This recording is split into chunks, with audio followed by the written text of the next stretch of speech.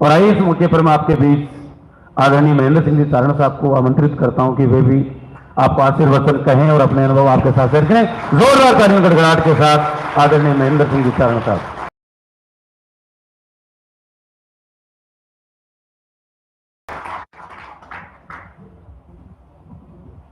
सर्वप्रथम मैं मां सरस्वती को नमन करता हूं, सम्मानित मंच। उसके बाद मैं सभी नवनियुक्त ग्राम विकास अधिकारियों को हार्दिक अभिनंदन करता हूं तथा उनके उज्जवल भविष्य की कामना करता हूं। मैं तो कहता हूं कि ग्राम विकास अधिकारी तक नहीं रुके, आप आईएएस अधिकारी तक पहुंचे, क्योंकि ये तो शुरुआत है। अभी बिल्कुल युवा पीढ़ी है, बिल्कुल ये तो आपका पहला कदम है, ये तो शुरुआत हुई है। आप और आगे से आगे बढ़े, क्योंकि सफलता की कोई शॉर्टकट नहीं है। आप मेहनती हो तभी आपका सिलेक्शन हुआ है, क्योंकि आपने साबित कर दिया, कहने की जरूरत नहीं है। जो यहाँ सेलेक्ट होके आया है वो उन्होंने अपने आप को एक स्टेप पे तो साबित कर दिया है। आप योग्य हो, ये इसमें कोई दो राय नहीं है। तो आपकी योग्यता है, आपकी काबिलियत है, इसको और आगे बढ़ो। आपके मैथ वाले सर है, बाटी सर है, और भी बहुत सारे एग्जाम है, ये तो आपका फर्स्ट स्टेप है। ग्राम विकास अधिकारी का पद होता है वो जो ग्राम पंचायती राज जिसको बोलते हैं, उसकी शुरुआती दौर है। उसके बाद बीडीओ होता है, उसके बाद सीओ होता है, बहुत सारे पद मिलते हैं। जब आप अब सेवा में आए हो, राजकीय सेवा में, आपको अनुभव मिलेंगे, आपको समाज में एक रेस्पेक्ट मिलेगा, अच्छे अनुभव मिलेंगे। तो मैं तो दो तीन चीज़ें बताना चाहता हूँ। मैं पहले अपना एक छोटा सा परिचय देता हूँ, ज़्यादा समय मैं आप लोगों का नहीं लूँगा। मैं महेंद्र सिंह चारण नागौर जिले के कुचामन सिटी का रहने वाला हूँ। मेरे पापा अध्यापक थे, उनके बाद वो प्रिंसिपल से रिटायर हुए। मेरी शुरुआती एजुकेशन वहीं हुई कुचामन सिटी में। उसके बाद मैं कोटा चला गया था। पापा शिक्षक थे, इसलिए उन्होंने 2002 में मेरे को कोटा भेज दिया था। आईआईटी के मैथ का स्टूडेंट था, तो तैयारी के दौरान ही वहाँ कई मित्र मिले। उन्होंने कहा कि अरे आप अभी एक मर्चेंट नेवी में वैकेंसी आई हुई है, पढ़ने में इंटेलिजेंट थी। तो मैंने कहा चलो ठीक है, क्या करना पड़ता है कि इसका कोई एग्ज़ाम होता है, नॉर्मल सा एग्ज़ाम। तो मैंने वो एग्ज़ाम दे दिया। एग्ज़ाम दिया, मैथ में इंटेलिजेंट थे, तो मैं सिलेक्शन भी हो गया। उसके बाद मेरी ट्रेनिंग हुई, मैं कोलकाता गया। बिल्कुल 12वीं में थे, 12वीं करके गए, तो बिल्कुल नया कोलकाता में ट्रेनिंग हुई, साल भर की ट्रेनिंग हुई। उसके बाद एक रिलायंस कंपनी है, आप जानते हो सब, उसमें मेरा कैंपस सिलेक्शन हो गया। 2 साल मैंने रिलायंस में नौकरी करी। फिर लगा नहीं यार, अभी तो थोड़ा और आगे बढ़ना है। तो फिर मैंने ऑनलाइन इंटरव्यू दिया यूएस वीज़ा के लिए। पहले एक कंपनी थी अमेरिकन ईगल टैंकर्स, तो उसमें उन्होंने कहा कि वहाँ के लिए आप इंटरव्यू दीजिए ऑनलाइन। तो ऑनलाइन इंटरव्यू दिया मैं, उस हिसाब से मैं वहाँ सेलेक्ट हो गया। उसके बाद दूसरे देशों का आपको पता है कि नॉर्मली वीज़ा मिल जाता है, लेकिन यूएस का वीज़ा नहीं मिलता। वो यूएस से रिलेटेड कंपनी थी, तो फिर मैंने यूएस वीज़ा के लिए अप्लाई किया। कंपनी ने अप्लाई किया, दिल्ली जाना था। वैसे इंटेलिजेंट थे, लेकिन वहाँ इंटरव्यू होता है, जो लेते हैं वो अमेरिकन लोग होते हैं, उसके लिए एक्सेंट की तैयारी करनी पड़ती है। क्योंकि आपने कभी देखा होगा कि अब एक अपन जो इंग्लिश बोलते हैं, एक जो अमेरिकन इंग्लिश बोलते हैं, उनका एक्सेंट अलग होता है। तो फिर मैंने कहा ऐसे तो सिलेक्शन होगा नहीं। दोस्तों ने भी बताया कि यूएस वीज़ा में फेल कर देते हैं।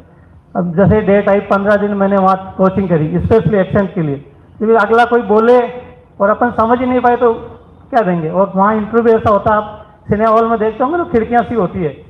पहला बार तो मैं दिल्ली गया था, वहाँ खिड़कियों में यहाँ से बोल रहे हैं, वहाँ आपको बैठना, उनका सुनना भी, जवाब देना है। लेकिन कहते हैं ना, चारण तो सरस्वती पुत्र होते हैं, मातेश्वरी कृपा रही, फर्स्ट अटेम्प्ट में पास भी हो गए। फिर मैं यूएस गया, वहाँ देखा बिल्कुल साधारण परिवार, बिल्कुल आपकी तरह साधारण परिवार का। पहली बार फ्लाइट में बैठे तो भी एक अच्छा लगा यार, एक क्योंकि सुना ये था हवाई जहाज होता उड़ता है। फिर हम हवाई जहाज में उड़े, वहाँ 12-13 साल नौकरी करी। फिर लगा यार घर से दूर है, समाज से दूर है, मज़ा नहीं आ रहा। घर वालों ने भी कहा बहुत नौकरी कर ली, बहुत पैसे कमा लिए। वहाँ डॉलर्स में, अब देखो साधारण परिवार का आदमी, डॉलर्स में पैसे मिलते थे हमारे, कभी $1000, कभी $1500। पूरी दुनिया कम से कम मैंने 150 देश देखे, क्योंकि शिप के साथ घूमते थे। कभी कनाडा गए, कभी अमेरिका गए, कभी यूरोप गए, पूरी दुनिया। बस ये पढ़ाई और काबिलियत, कुछ नहीं है। थोड़ी मेहनत करी, नहीं तो साधारण आदमी कहाँ यूरोप हमने देखा, यूएस हमने देखा, एशिया पूरा। आपका चाइना, शिप चाइना गया, वहाँ रुका तो हम 2-10 दिन 5 दिन वहाँ रुक गया, तो वहाँ घूम के आए। कभी जापान गया तो जापान चले गए, कभी यूरोप पूरा घुमा। ये सुएज कैनल पढ़ा होगा आपने तो सुएज है, पनामा कैनल है, वो हमने पूरा देखा। यूरोप पूरा घुमा, ऑस्ट्रेलिया, कभी कहाँ जा रहे हैं। तो बड़ा अच्छा अनुभव हुआ। लेकिन लास्ट में ऐसा लगा यार अब थोड़ा सा घर चले, बहुत हो गया, बहुत घूम लिए। घर वाले भी कहे मैं एक ही हूँ। पापा ने कहा आप बहुत नौकरी कर ले, आ जाओ। तो मैंने कहा ऐसे तो आके क्या करेंगे। पापा ने कहा कोई ना, तुम तो भगवती का नाम लेके आ जाओ आज।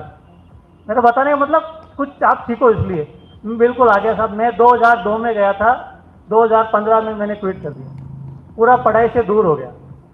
अब मैंने कहा वापस शुरुआत करनी है, तो कैसे करें शुरुआत। तो फिर मैंने कहा देखो कोई ना, शुरुआत करते हैं। तो पापा टीचर थे, उन्होंने कहा बीएड कर लो, क्योंकि सबसे बढ़िया यही है कि जो टीचर्स की होती है वैकेंसी बहुत ज़्यादा आती है, बल्क में आती है, तो उसमें सिलेक्शन चांसेस ज़्यादा रहते हैं। तो मैंने कहा ये सबसे बढ़िया है, नौकरी लगने का सबसे बढ़िया तरीका है कि बीएड कर लो। तो मैंने कहा ठीक है। वो पीटीटी एग्जाम होता है, पढ़ाई में तेज थे, लेकिन 12 साल में बिल्कुल भूल गए, क्योंकि वो पढ़ाई अलग थी। हमारे भी वहाँ में सेकंड ऑफिसर था, लेकिन वहाँ अलग एजुकेशन था, वो नेविगेशन बोलते हैं उसको। मरीन स्टडी अलग होती है, वो पूरा अलग ही सिस्टम है, वो पढ़ाई करी थी। यहाँ तो मेरे को यही पता नहीं जिले कितने होते हैं। किसी ने पूछा कितने जिले हैं, मैंने कहा यार ये तो पता नहीं। तो पापा ने गाइड ला के दी कि ये पढ़ो। मैं इसके स्टूडेंट थे, इंटेलिजेंट थे, सरस्वती माँ की कृपा थी, ऐसा कुछ नहीं। मैंने 1 महीना तैयारी, झूठ नहीं बोल रहा, 1 महीना तैयारी करी। पीटीटी एग्जाम में मेरे 420 नंबर है। फिर पापा ने कहा कि मेरे एक मित्र की कॉलेज है, वहाँ अगर हो जाता है तो थोड़ा सा जाना नहीं पड़ेगा, वो सेटलमेंट हो जाएगा। तो मैंने कहा देख, क्योंकि भरा मैंने, पहला झूठ नहीं बोला, पहला ही उसी में नंबर आ गया। माता श्री करता है।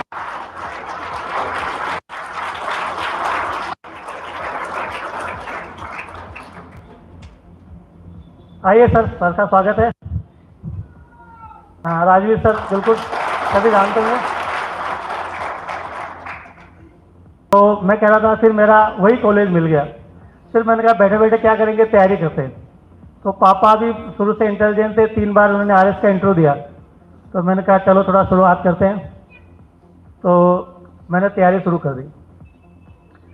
उसके बाद उस समय एक वैकेंसी आई हुई थी, ये जूनियर अकाउंटेंट, और तो ये बड़ी वैकेंसी उस समय थी। तो मैंने कहा फॉर्म भर देते हैं, पर घर वालों ने कहा ये तो कॉमर्स का है। मैंने कहा कोई नहीं, प्रयास करने में क्या होता है, प्रयास करने में तो कुछ होता नहीं है। मैं तो मैथ्स का स्टूडेंट था, फिर मैंने बीए किया। तो मैंने कहा चलो प्रयास करते हैं। मैंने वो एग्ज़ाम भी दिया। मीनवाइल एक पटवारी का एग्ज़ाम आया था, उसमें भी मैं पास हो गया। अब कॉमर्स के एग्ज़ाम के लिए मैंने कहा थोड़ा तो पढ़ना पड़ेगा, क्योंकि नॉर्मली कॉमर्स अलग सब्जेक्ट है, उसमें आप शायद कोई होंगे तो जानते होंगे, उसका पूरा अलग ही सिस्टम है। और अकाउंटेंट में पूरा ही कॉमर्स का सिस्टम था। मैंने सरस्वती माँ का नाम लेके तैयारी करी, और 3600 सीटें थी, उसमें मेरे 210वीं रैंक आई, जो कि कॉमर्स बिल्कुल ही अलग थी। कॉमर्स हमने कभी नहीं पढ़ी, तैयारी करी, अच्छा गाइडेंस मिला। एक उज्जैन में है आइडियल कोचिंग, जानते होंगे आप, उसमें मैंने थोड़ा सा पढ़ाई करी। और मैं उसके बाद मीनवाइल ये वाली वैकेंसी आ गई थी। तो पापा ने कहा भर दो। मैंने कहा एक एग्ज़ाम तो कर देंगे। मैंने आरएस का मेंस भी दिया है, प्री भी दिया, और मैंने कहा भर देते हैं। भर के थोड़ी सी उसमें तैयारी करी, उसमें भी सिलेक्शन हो।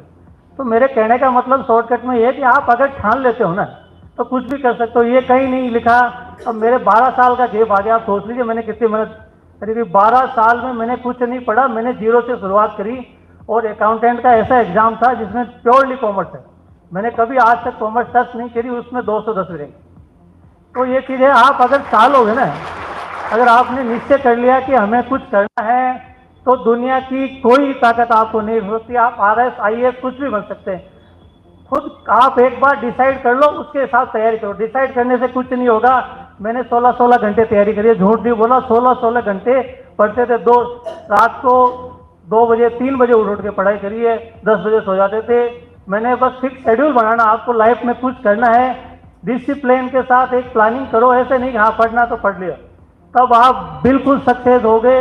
और मैं दावे के साथ कहता हूं कि आप जीवन में जरूर आगे तक जाओगे। जो आपने सोच रखा है, आप अगर उस हिसाब से तैयारी करोगे तो बहुत आगे तक बढ़ोगे। आप में एक डिटर्मिनेशन होना चाहिए, आपके लाइफ का एक गोल होना चाहिए, और एक डिसिप्लिन। 3 चीजें आप लाइफ में देख लीजिए। आप तो पहले तो डिसाइड कर लीजिए मेरे को आरएस बनना, आईएएस बनना है।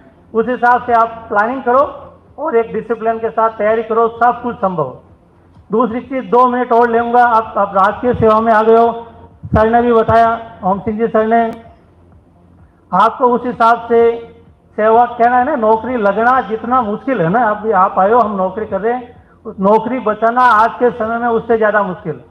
आप रोज़ अखबार पढ़ते होगे, आजकल बहुत सारी चीज़ें आ गई है, तो बिल्कुल आप अपनी नौकरी जो लगी है उसकी इज्जत करें, बिल्कुल इज्जत के साथ नौकरी करें। जो आपको दायित्व मिला है, जो आपको सरकार ने, आप राष्ट्रीय सेवा में आ गया, सरकार ने जो भी दायित्व दिया है उसका निर्वहन करें पूरा। दूसरी एक और चीज़ कहूँगा कि गरीब आदमी का सम्मान करें। आप अपने कार्यालय में, ऑफिस में बैठते हैं, आपके चैम्बर में हमने देखा है बहुत लोग आते हैं, बिल्कुल उनकी परिस्थिति आप नहीं जानते, उनका रेस्पेक्ट करें। अगर आप होने का काम है तो उसका कर दें, परेशान किसी को मत करें। दुआएं लो, बहुत आगे, दुआएं बहुत ज़्यादा काम आती है। गरीब आदमी की दुआ लोगे और आगे बढ़ोगे। तो गरीब आदमी का सम्मान करें, उनको अच्छा, अगर काम नहीं होने वाला है, आपका संबंधित नहीं है, तो उसको टैकल करें, साहब यहाँ चले जाओ। क्योंकि गांव के लोग हैं, ज़्यादा जानते नहीं है, पढ़े लिखे, आपसे उम्मीद लेके आते हैं। कल ही मैं बैठा था तो वो बात कर रहे थे कि साहब हमारे से, मैं वहाँ कल भी भारत जोड़ो यात्रा में ड्यूटी लगी थी, एक ग्रामीण से ही मुलाकात हो गई, तो वो ये कह रहे थे, साहब हमारे से डिस्ट्रिक्ट हेडक्वार्टर 80 किलोमीटर दूर पड़ता है। हम कोई काम के लिए जाते हैं डिस्ट्रिक्ट हेडक्वार्टर पे, 80 किलोमीटर जाते हैं, 80 आना, 160 किलोमीटर। अगर वहाँ हमारा काम नहीं होता ना, तो वो तो अपने मारवाड़ी में सके, हमारे गोडे टूट जाते, हमारे माइट मर जाते। तो कितना उसको दुख होता है। पूरा काम, किसान पूरा काम छोड़ के वहाँ जाता है, एक उम्मीद लेके जाता है, फिर वहाँ उसका काम नहीं होता तो उसकी आत्मा रोती है। उसने पैसा भी खर्च किया, उसने समय भी किया, उम्मीद लेके गया, अरे नहीं होगा कल हो। तो आपसे यही मैं रिक्वेस्ट करता हूँ, अगर आप होने वाला काम है किसी गरीब आदमी का, उसका कर दो, उसको फालतू परेशान मत करो। नहीं होने वाला तो एक बार में मना कर दिए, सीधा सीधा रखिए, ये नहीं घुमाने वाला चक्कर। देखो अपन तो रिक्वेस्ट ही कर सकते हैं, आप सीख जाओगे, लेकिन दुआ लोगे, बहुत आगे तक बढ़ोगे, आपका नाम होगा, लोग याद करेंगे कि यार वो एक ग्राम विकास अधिकारी का था, एक अच्छी इमेज बनती है, लोग याद करते हैं कि हाँ राजनीतिक पोस्ट है, जानते हैं, लेकिन अच्छा काम करोगे, अच्छा फल मिलेगा और आगे तक बढ़ोगे। मैं आपके जीवन की हार्दिक शुभकामनाएं के साथ मैं अपनी वाणी को विराम देता हूं। भाटी सर को बहुत बहुत थैंक यू, हमें मौका दिया। Thank you very much.